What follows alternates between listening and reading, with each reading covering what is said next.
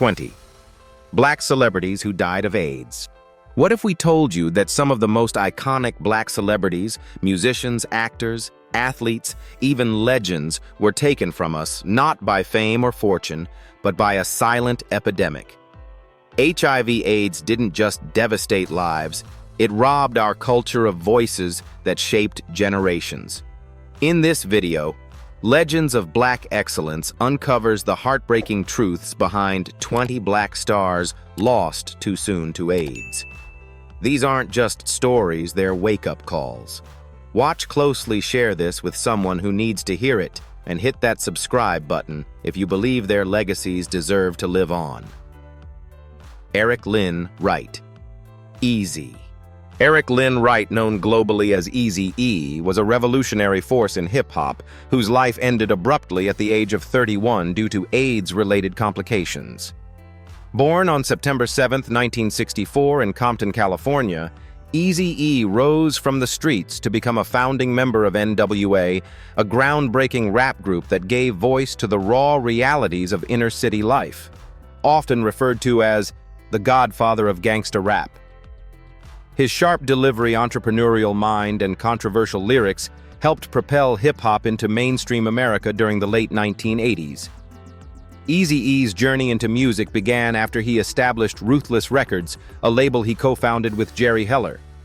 With NWA's debut album, Straight Outta Compton in 1988, Eazy-E and his bandmates Ice Cube, Dr. Dre, MC Ren, and DJ Yella sent shockwaves through the industry with unapologetically political tracks like Fuck the Police. While others in the group eventually parted ways due to creative and financial tensions, Eazy-E remained a central figure both as a solo artist and music executive. Tragically, in early March 1995, Eazy-E checked into Cedars-Sinai Medical Center in Los Angeles with what he believed to be asthma. Doctors soon diagnosed him with advanced AIDS, a revelation that shocked both his inner circle and the public. Unlike many who kept such diagnoses private, Eazy-E chose to go public almost immediately. In a final open letter to fans, he spoke candidly about his diagnosis, urging others to protect themselves and support HIV awareness. Only a month after his diagnosis, on March 26, 1995, he passed away just weeks before the birth of his youngest child. Eazy-E's death became one of the first high-profile AIDS-related losses in the hip-hop world.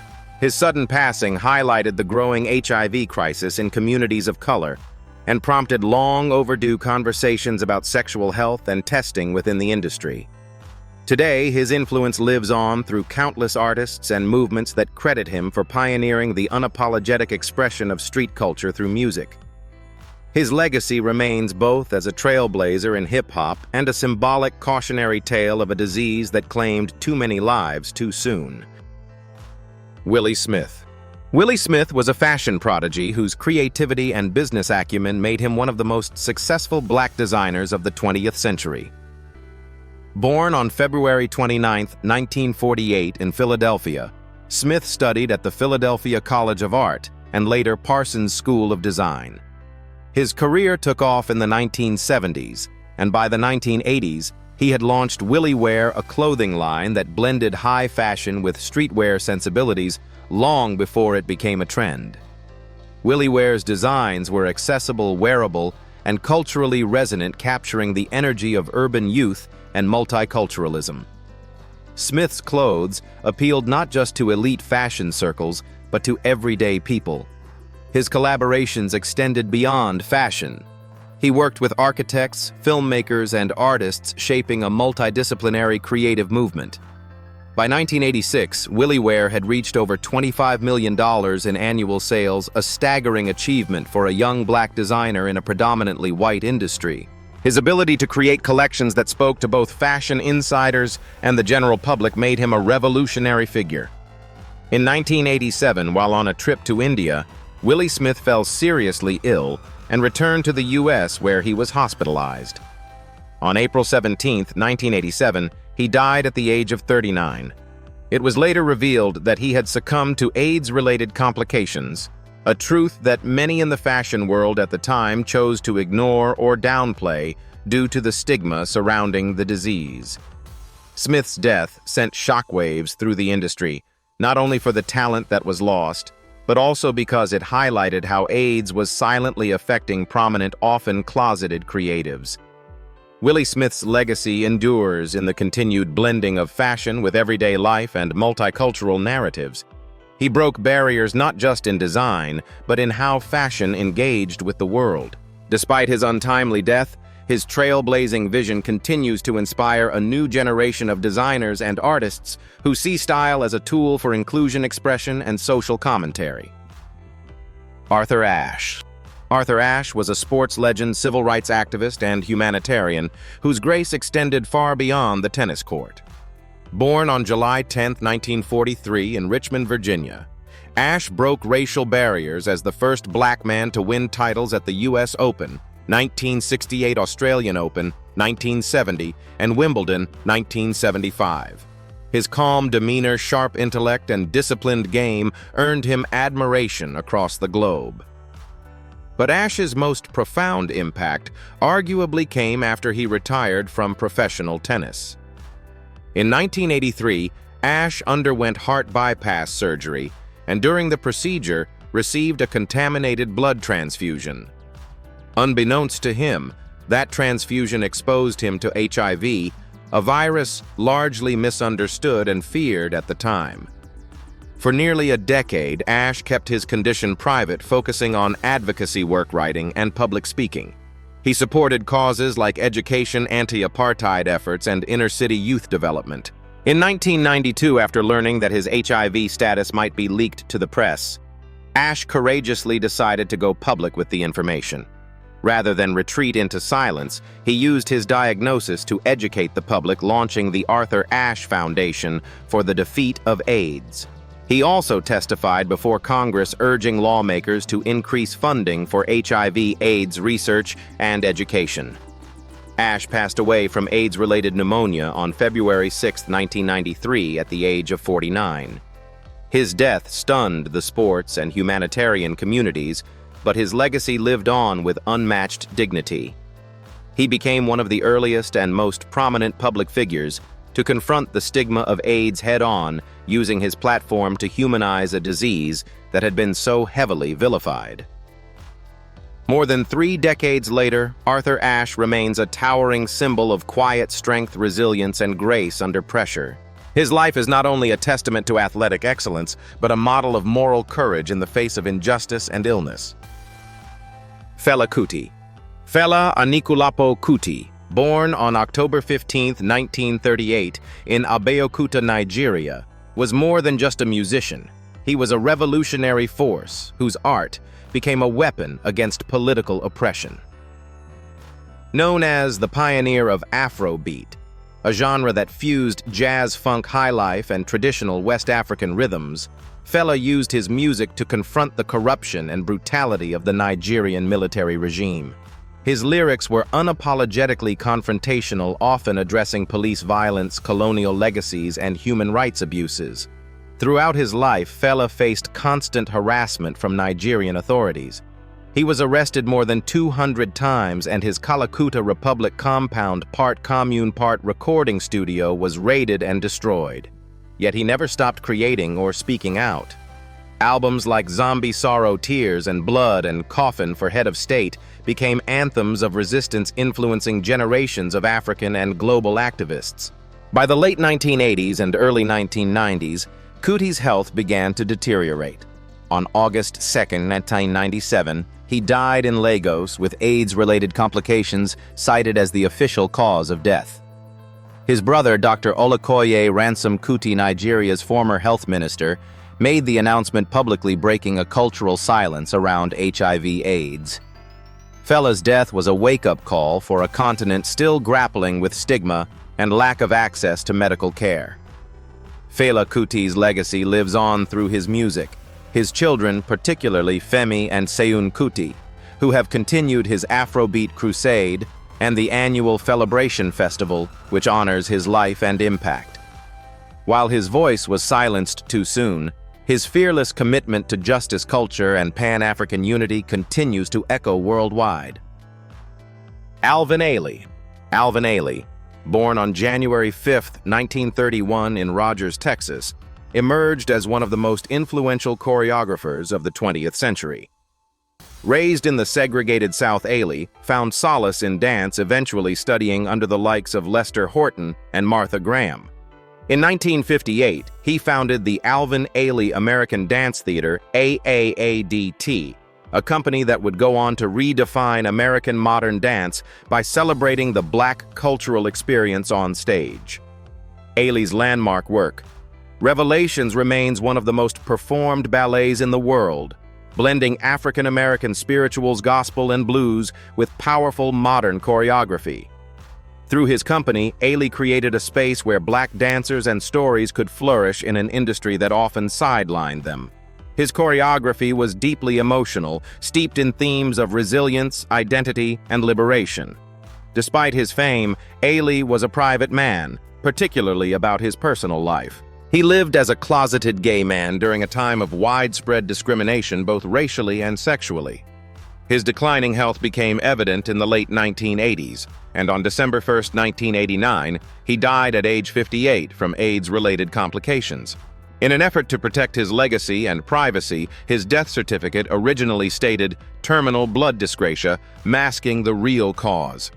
Since his passing, the Alvin Ailey Company has only grown in stature, continuing his mission to elevate voices of color through dance. In 2014, President Barack Obama posthumously awarded Ailey the Presidential Medal of Freedom, the nation's highest civilian honor.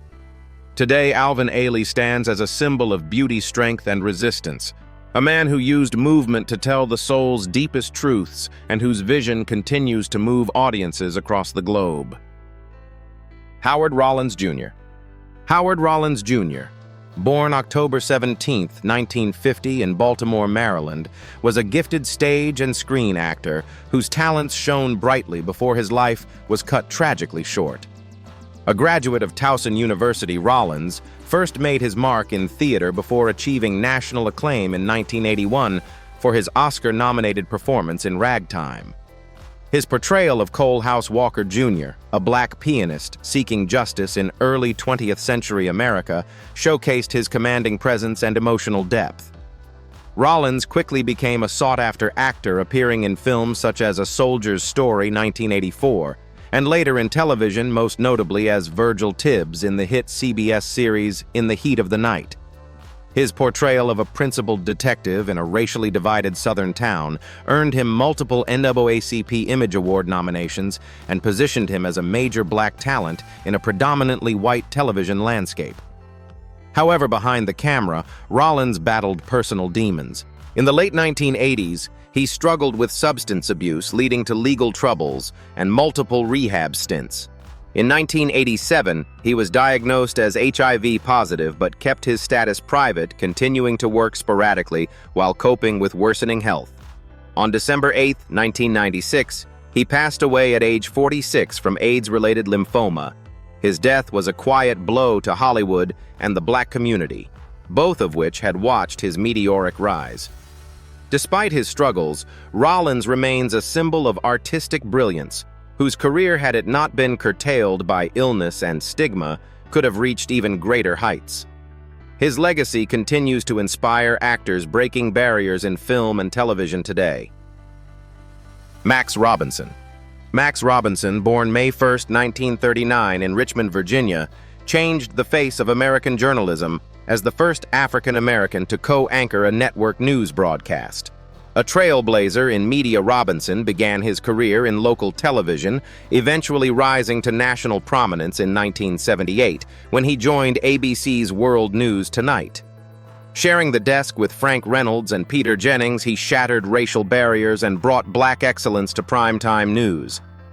Robinson was known for more than just his groundbreaking role.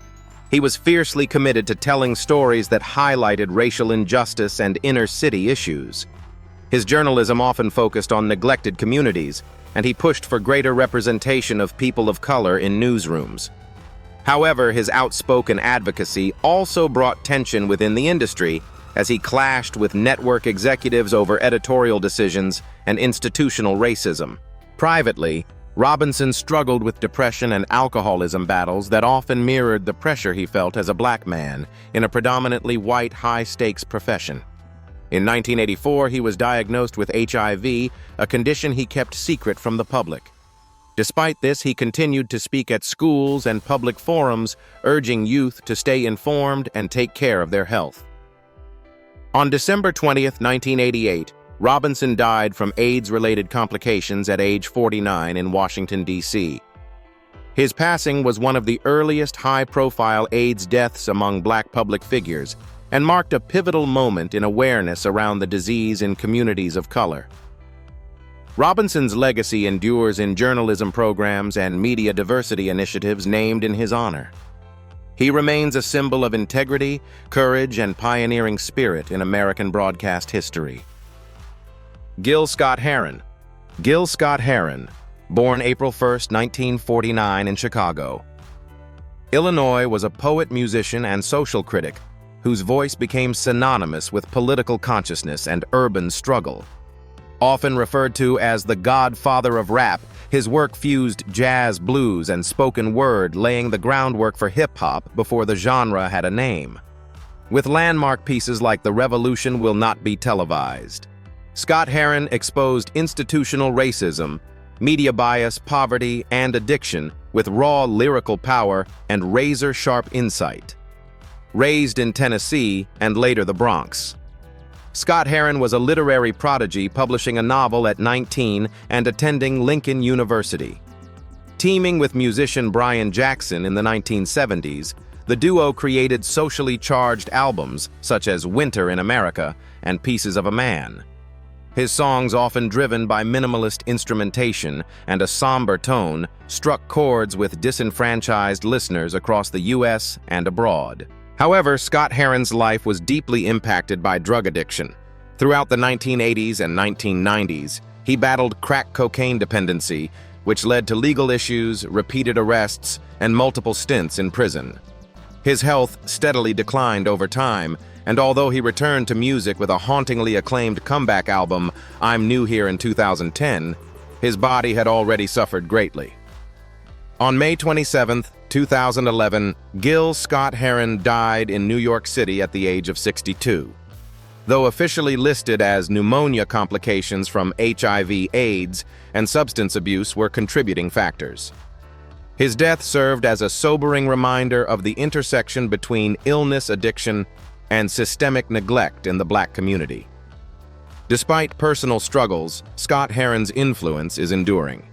Artists like Kanye West, Kendrick Lamar, and Common have cited him as an inspiration. He left behind not only a brilliant discography, but also a blueprint for merging art with activism. Gene Anthony Ray. Gene Anthony Ray, born May 24, 1962 in Harlem, New York, was a magnetic performer who embodied raw talent and streetwise charisma. Best known for his role as Leroy Johnson in the 1980 film Fame and the subsequent television series, Ray dazzled audiences with his electric dance moves, emotional intensity, and rebellious persona. He wasn't just playing a role, he was living it. A self-taught dancer who had been expelled from the High School of Performing Arts, the same school featured in Fame, Ray turned real-life defiance into compelling art. At the height of his fame in the 1980s, Ray became a breakout star and a symbol of possibility for countless young black artists. However, success brought challenges. He struggled with substance abuse, and his career gradually faltered amid personal turmoil and industry typecasting. Despite his immense talent, he found few roles that matched his ability and energy. Ray's health began to decline in the late 1990s, and he was later diagnosed with HIV/AIDS. His condition was compounded by a stroke that left him partially incapacitated. On November 14, 2003, he passed away in Manhattan at just 41 years old from complications stemming from both the stroke and AIDS-related illness. Gene Anthony Ray's death was a sobering loss to the entertainment world. He represented both the triumph and tragedy of rising talent stifled too soon by illness, addiction, and a system that didn't always know how to nurture unconventional brilliance. Today, he remains a cult icon, remembered for the fire he brought to every performance and the untapped potential that left fans wondering what more he could have given. Jermaine Stewart. Jermaine Stewart, born September 7, 1957 in Columbus, Ohio, was a vibrant pop artist best known for his hit single "We Don't Have to Take Our Clothes Off," a song that not only became a dance floor anthem in the 1980s, but also carried a message of respect, self-control, and emotional connection in an era marked by excess and the growing HIV/AIDS crisis. Before reaching solo stardom, Stewart began his entertainment journey as a dancer on the popular television show Soul Train. His passion and flair soon landed him backup singing roles for artists like Shalimar and Culture Club.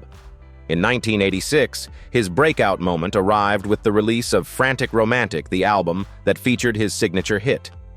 The single climbed to the top 10 on Billboard's Hot 100 and charted internationally, marking Stewart as a rising star in the pop and R&B worlds.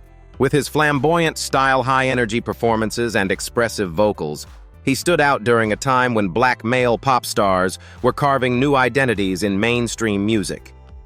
Behind the scenes, however, Stewart faced mounting personal struggles. Despite his growing popularity, he found it increasingly difficult to maintain commercial momentum in the following years. His later albums failed to replicate his initial chart success, and as the 1990s began, he quietly stepped away from the spotlight. It was during this period that Stewart was diagnosed with HIV/AIDS.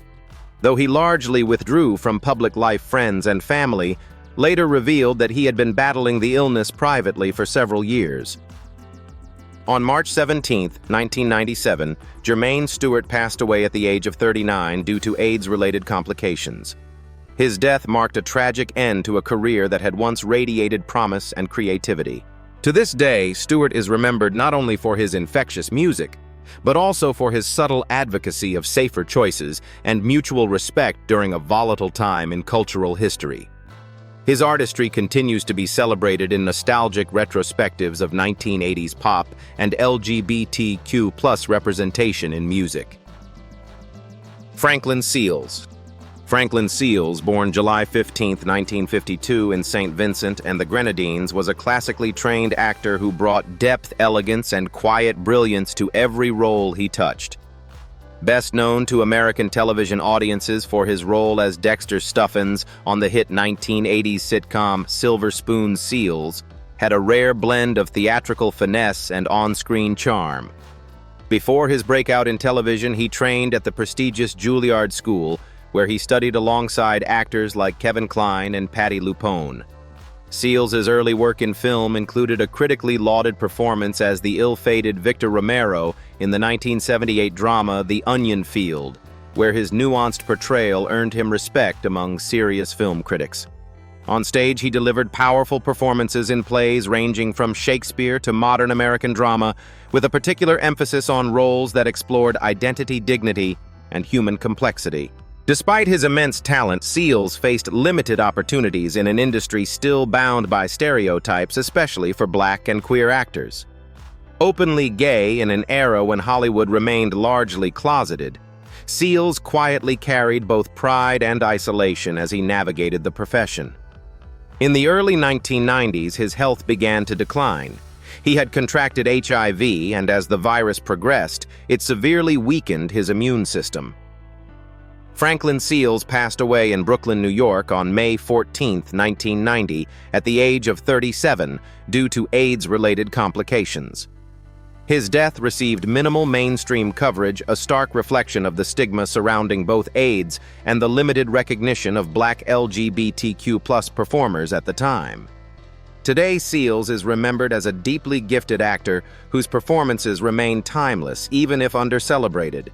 His legacy is one of quiet excellence, a reminder of how much brilliance the world lost too soon and how many voices were silenced before they could fully be heard. Kenny Green. Kenny Green was a multifaceted singer-songwriter and producer whose smooth vocals and heartfelt lyrics left an indelible mark on 1990s R&B. Born on January 17, 1969 in New York City, Green rose to prominence as the lead vocalist of the group Intro, a Trio, known for their soulful harmonies and deeply romantic sound. Their self-titled debut album, released in 1993, featured hits like Come Inside and Love Thang, earning them a devoted following and widespread acclaim. Beyond his role in Intro Green's songwriting talents extended far beyond his own group.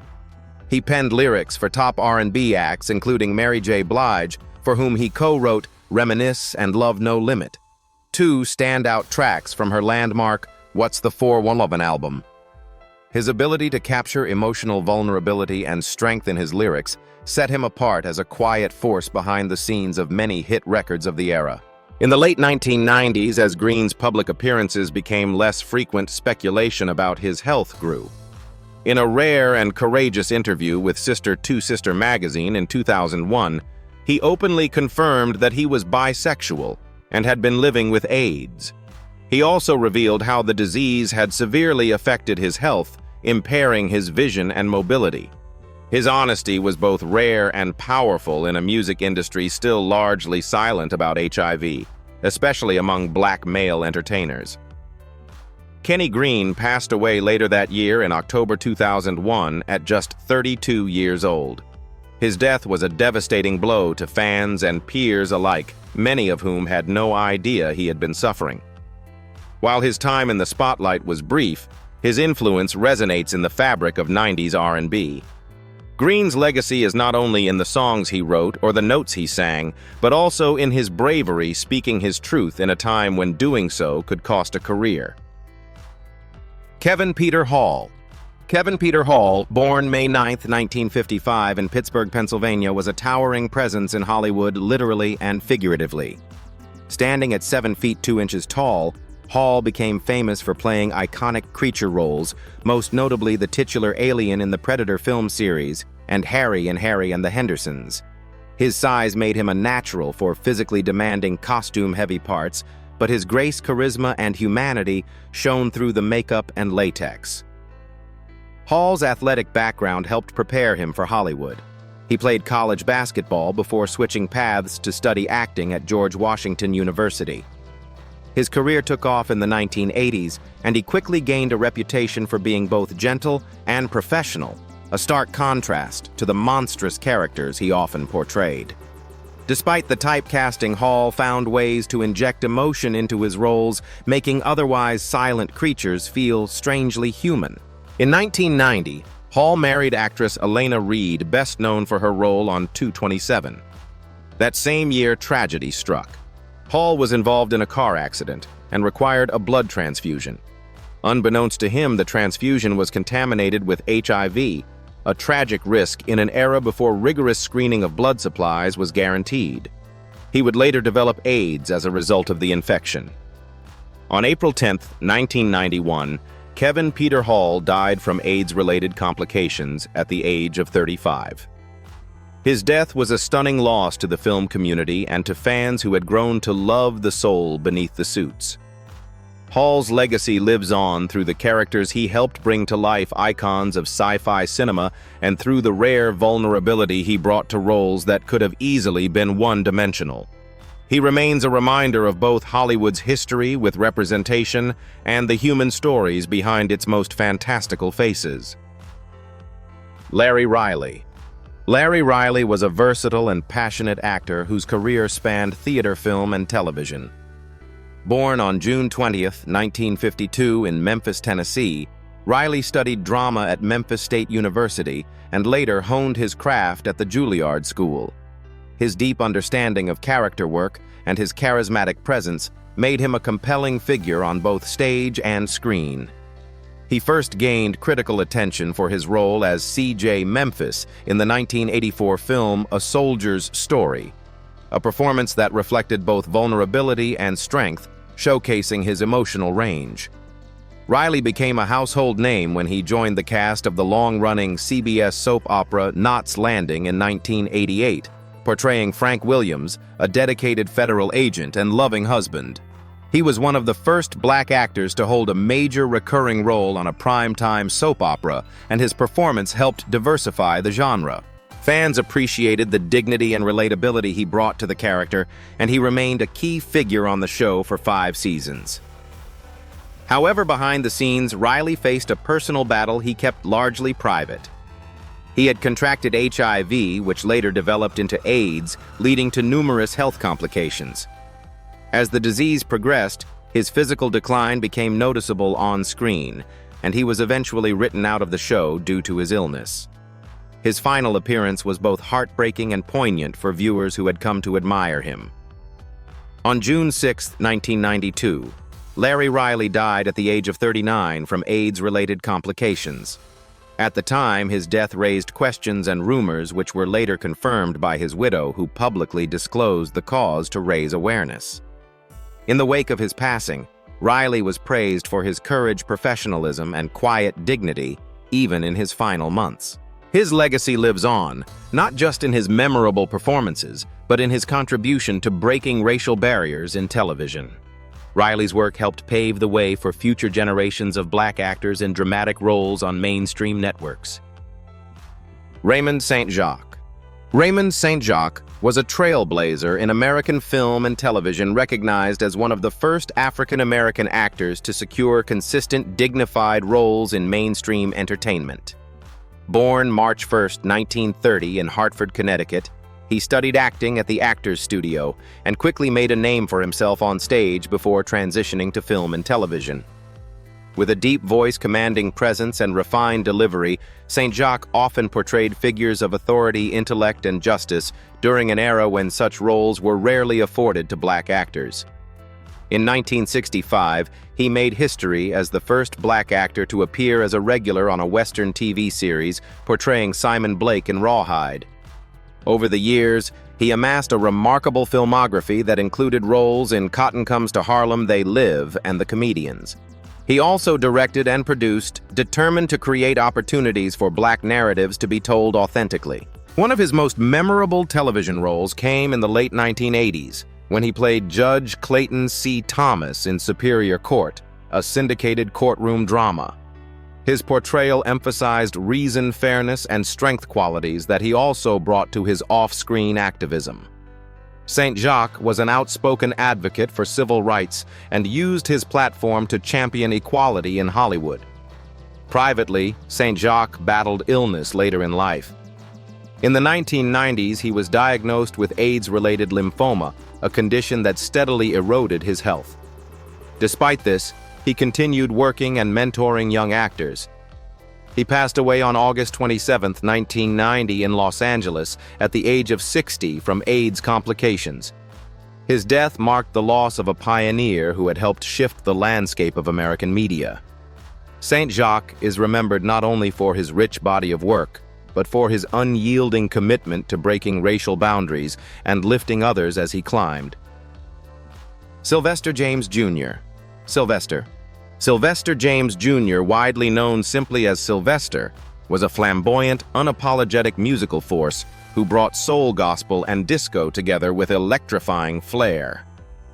Born on September 6, 1947 in Los Angeles, Sylvester grew up singing in the church, but eventually found himself at odds with its conservative views due to his gender non-conforming identity and open embrace of his sexuality. He moved to San Francisco during the 1970s, where he joined the avant-garde drag troupe, the Cockettes, before embarking on a groundbreaking solo career. Sylvester's musical breakthrough came with the 1978 release of Step 2, which featured the iconic hits You Make Me Feel Mighty Real and Dance Disco Heat. These songs rocketed up the Billboard dance charts and made him an international disco icon. His high-pitched falsetto, sequined outfits, and radiant stage presence challenged mainstream ideas of masculinity and helped carve space for LGBTQ+ expression in music. He was also one of the first openly gay artists to achieve major success without masking his identity. But Sylvester was more than just a performer. He was an activist. He frequently spoke out about issues facing the LGBTQ+ community, particularly during the early years of the AIDS crisis. As friends and collaborators began falling ill, Sylvester himself was diagnosed with HIV in the mid-1980s. On December 16, 1988, at the age of 41, Sylvester died from AIDS-related complications. In his final months, he made arrangements for all future royalties from his music to be donated to San Francisco AIDS Foundation, ensuring his legacy would continue supporting others long after his death. His passing marked one of the earliest high-profile AIDS-related deaths in popular music. Today, Sylvester remains a symbol of pride, resilience, and joy. His trailblazing presence laid the groundwork for artists of all gender identities and sexual orientations to live authentically in their art. His music still fills dance floors, and his influence resonates through every queer artist who dares to be boldly themselves. Al Freeman Jr. Al Freeman Jr., born March 21, 1934 in San Antonio, Texas, was a commanding figure in American theater, television, and film, known for his dignified presence, complex portrayals, and pioneering achievements as a black actor. After studying at Los Angeles City College and the Pasadena Playhouse, Freeman made his way into the acting world in the 1950s, navigating an industry rife with racial stereotypes. He carved out a unique space by choosing roles that reflected strength, depth, and authenticity. His film credits included powerful performances in My Sweet Charlie Finian's Rainbow and Once Upon a Time, When We Were Colored. But his most iconic role came in 1992 when he portrayed Elijah Muhammad in Spike Lee's Malcolm X. Freeman brought a haunting stillness and gravitas to the role, capturing the internal conflicts and spiritual authority of the controversial Nation of Islam leader. The performance earned him critical acclaim and solidified his place in cinematic history. Freeman also broke ground on television. In 1979, he became the first African American to win a Daytime Emmy Award for Outstanding Lead Actor for his work on the soap opera One Life to Live, where he played Police Captain Ed Hall. Off-screen, he devoted much of his life to teaching the next generation of actors as chair of the drama department at Howard University. Despite his celebrated career, Freeman kept his personal life intensely private. When he passed away on August 9, 2012, at the age of 78, news sources widely listed natural causes as the reason. However, reports and insider accounts later surfaced, suggesting that Freeman's death was linked to AIDS-related complications, a fact that had not been publicly acknowledged during his lifetime. Al Freeman Jr.'s legacy rests not only in his groundbreaking roles, but also in his refusal to accept mediocrity or caricature. He elevated black storytelling by insisting on truth, nuance, and respect, and his impact continues through the artists he taught, mentored, and inspired. Glenn Burke. Glenn Burke, born November 16, 1952 in Oakland, California, was a talented athlete and a quiet trailblazer in American sports history. As a professional baseball player, Burke made history not for the number of home runs he hit, but for the courage he displayed off the field as one of the first openly gay Major League Baseball players, and later an unspoken symbol of both racial and LGBTQ+ resistance within sports culture. Burke began his Major League career with the Los Angeles Dodgers in 1976 and later played for the Oakland Athletics. A skilled outfielder with speed and fielding ability, he was also known for his vibrant personality and camaraderie with teammates.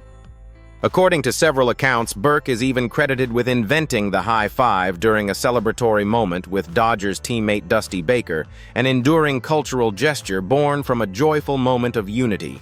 Though talented, Burke's career was cut short not by injury or performance, but by homophobia.